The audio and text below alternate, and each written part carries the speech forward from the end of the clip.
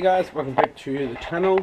I'm Glenn, and in this episode I need to fix a couple little things on the Forester, which I'll show you in a sec. Then we'll get into the pie cuts, and also I need to change over the water temperature sensor on the Golf. So this one here. Let's do it. Alright guys, I'll show you what's going on.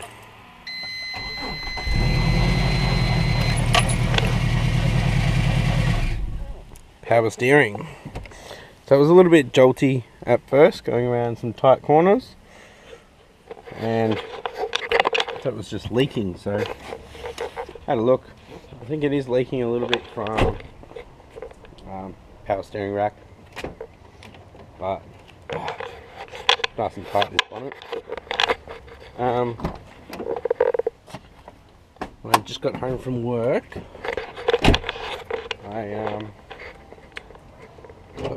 I'll check if there's some bubbles in it. So I checked the fluid. It's bubbling a little bit, so there's air in there. Fair enough. And then I'm looking here, and this adjustable bolt, well, there you go. Belt is slipping because the adjuster fell off. I'm gonna have to see if I can find one. I think I might have another one in here somewhere. Yay, found another one, because that's my second power steering pump on there. So I got that. I just need to find a bolt that'll fit in there. Alright, so I'll clean it up nice and clean. Get this one off. So 10 and 12, and we can get down there. I need to find a bolt that'll go through it.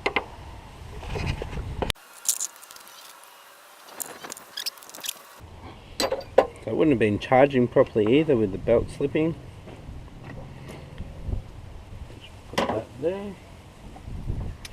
So yeah, look at that.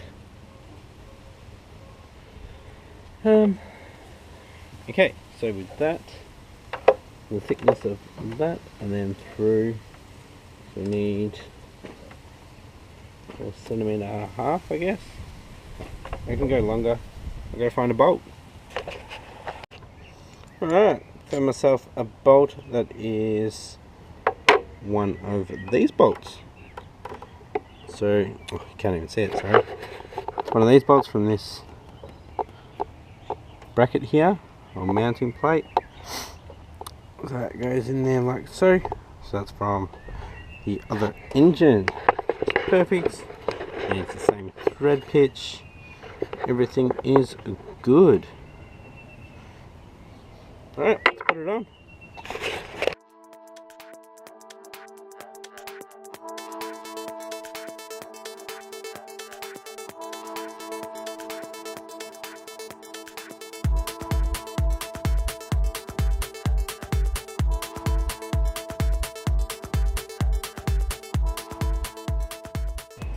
Belt is a bit worn now, so when I put the low mount turbo on, I'll replace that, so don't worry about that. It's going to be replaced quite shortly.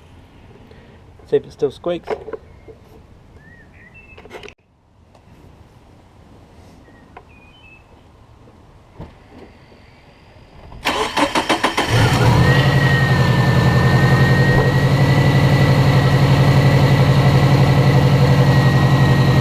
Found a fuel leak. This line here, that clamp on, was a bit loose. There's a bit of petrol coming out. So yeah, last few days have smelt a little bit of petrol, but I guess that's where it was. See how the drain's holding up. Drain looks like it's good. Is it melted?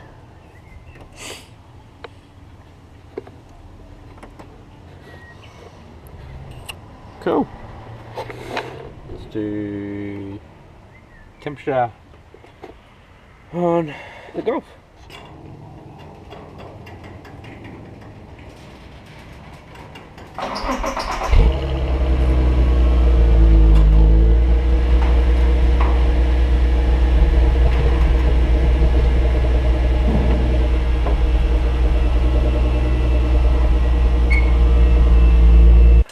Alright guys, it is another day. I was playing around with the Golf yesterday with the water temp sensor. Actually swapped over the wrong one. It's actually the top one that I need to swap, which is down here. And I've read a lot of posts that it should be a green one now. If you do still have a black one, it's best to change it because they will be faulty, and it is. So might duck down to Volkswagen in Ringwood and see how much they are. Always said to go genuine with those sensors. Yeah, I've got to go up to the petrol station and get some petrol in the Golf. So I'll take a little jerry can with me just in case I run out, and then we'll come back and check this up. I'm kind of all over the place. I don't know what to do. Stay working on the Golf because it's up for sale, or work on the compound. What do you guys think? Got roadworthy tomorrow on the Golf. I suppose we could just call Volkswagen and just get stuck into this. I think I'll do that. You know what guys, I'm going to go for a drive down to Volkswagen in the Golf. Might be my last drive. So just got my petrol in Montrose, head down. So the worst thing if Eric buys the Golf, he's just up the road, so I'm going to see my car. That's the worst. I used to see my GTIR getting around. Just make me a little bit upset. Oh well.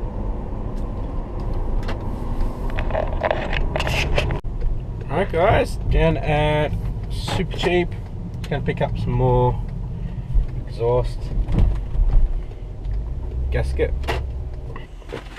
We go guys, picked up some more gasket sealants. It's like $4.20 because I had credit. Alright guys, I am just coming out of Volkswagen. $62 for that sensor, which is fine, but I'll pick it up next week. So we have roadworthy tomorrow. See what it needs, and if it needs anything, I'll just grab that water temp sensor as well. They do have it in stock, which is awesome. So yeah, I'll pick that up on Tuesday, put it in on Tuesday, and temperature gauge should work, fan should be fine. Sweet. Let's go home, work on the fuzz. We are back guys. I'm going to start on this. I'm just going to grab a coffee and then we'll get started. So while it's on the turbo, this backing plate, just going to tack it there and there, and then I'll pull it off and weld it on the other side. Cool. Got my coffee, black and oily, towel up my hands. Alright, let's do it. Alright guys, it is tacked on that side. Just going to weld it right around. Well, maybe not right around. Maybe 2/3 of it in the middle, as it comes up pretty close on the housing. I could weld it all the way, then it won't sit properly. So yeah, just weld it along there, and I've got a bit of a lip here, so I may weld it there too. There's my crappy weld on the back side, but melted both.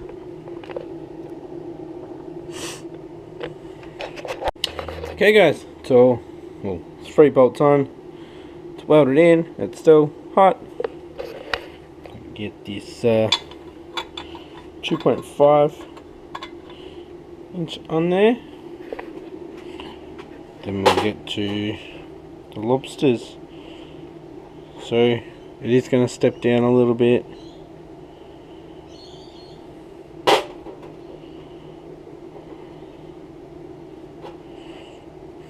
Try to make it as smooth as possible.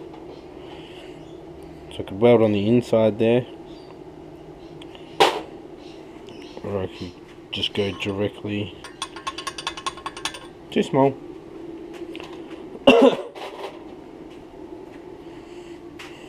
Yeah.